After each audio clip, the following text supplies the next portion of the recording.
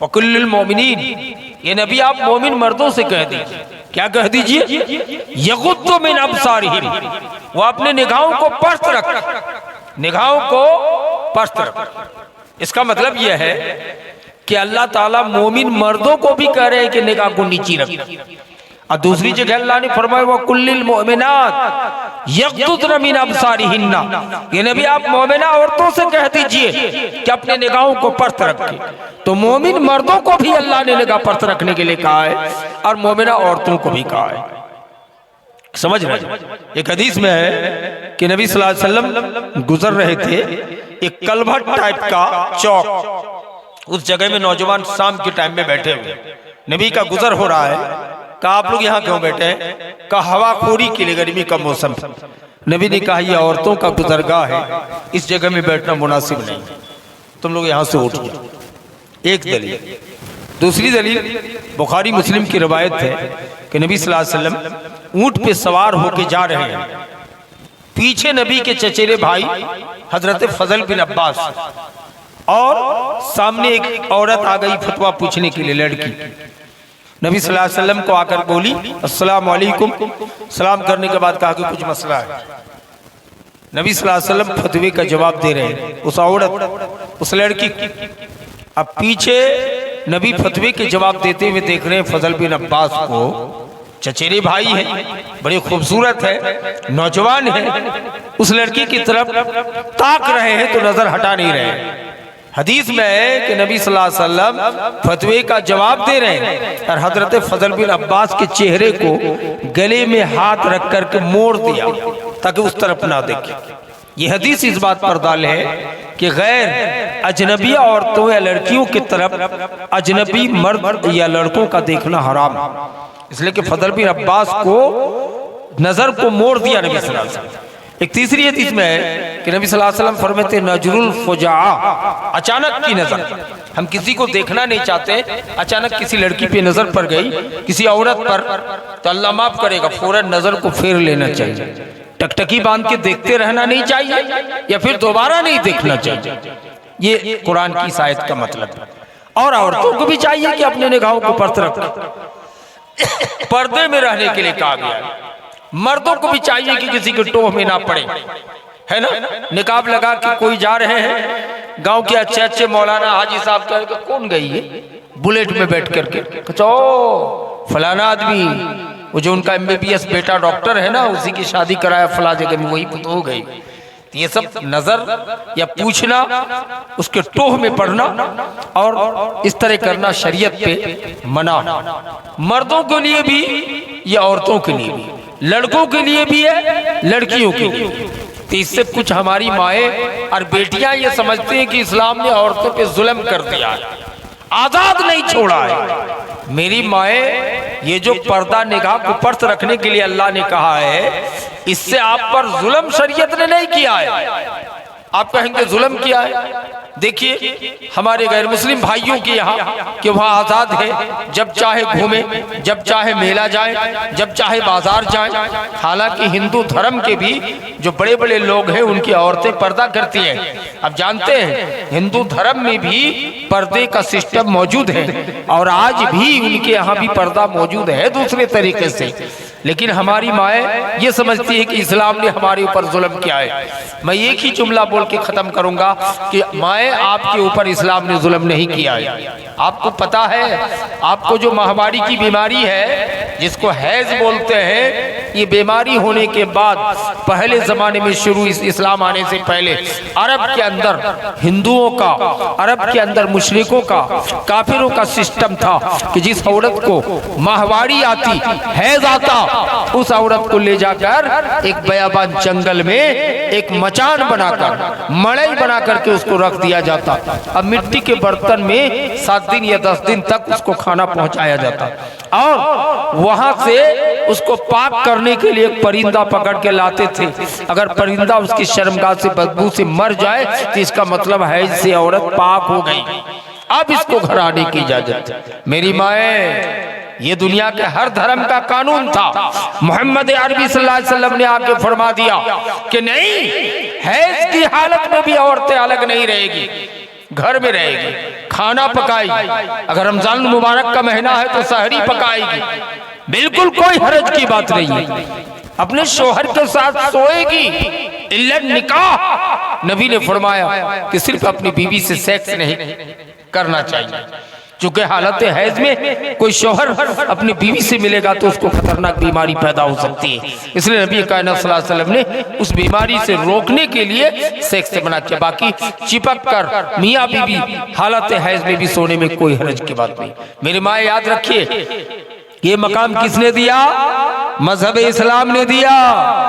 दुनिया के किसी भी धर्म में लड़कियों को जमीन जायदाद में बेटियों का हिस्सा देने का हुक्म मौजूद नहीं है, लेकिन मजहब इस्लाम अजीम किताब कुरान पाक ने बबांग दुहल ऐलान कर दिया कि वली करे मिस्लु हद्दिल उनसाइन, बेटा का आधा बेटी को जमीन में, घरारी में, पक्का मकान में, रुपया में, हर चीज में हिस्सा दिया जाए। अगर बेटा को 5 लाख दे रहे हो तो बेटी को 2.5 लाख देना होगा। अगर बेटा को 2 गो पक्का का रूम बना के दिए हो बाप होने की हैसियत से तो बेटी को 1 कमरा पक्का की कीमत भिजवा देना पड़ेगा।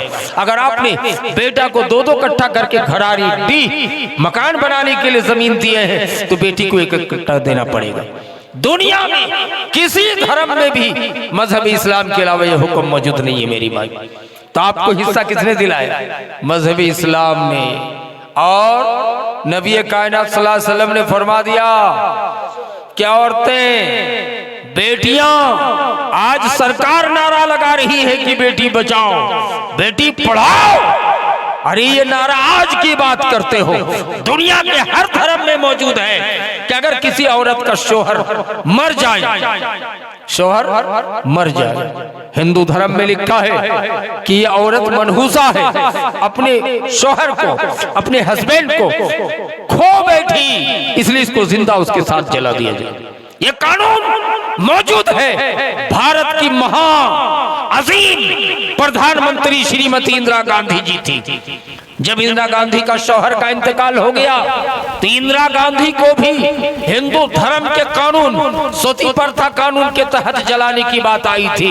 इंदिरा गांधी भागकर इंडिया आई और इंडिया आकर के सबसे पहले दिल्ली रामलीला मैदान पे लेक्चर दी थी कि दुनिया में अगर किसी धर्म को मैं उत्तम समझता हूं तो मजहब इस्लाम।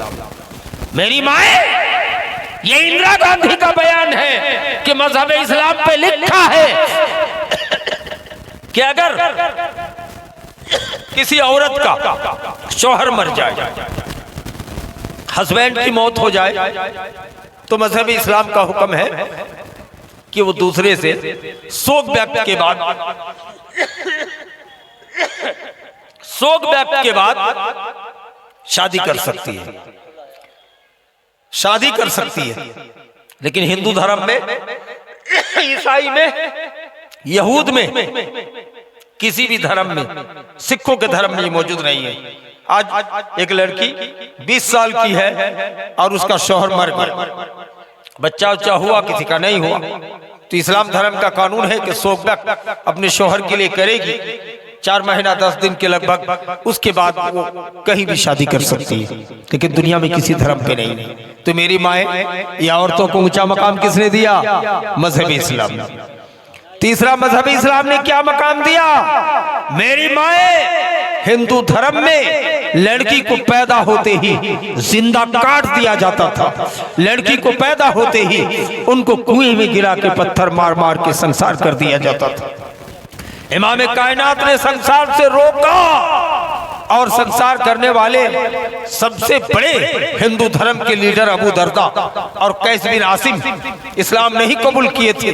ये कैस बिन आसिम है कि जो जब मुसलमान नहीं था, जब ये मुशरिक था, तो अपनी बेटी को गड्ढा खोदकर, काफी 10 फीट का नीचे तक गड्ढा खोदकर बेटी को रख दिया, जिंदा गाड़ के भाग गया। बेटी अब आता, ये अब्बा चिल्ला रही थी, रहम नहीं किया मेरे भाई।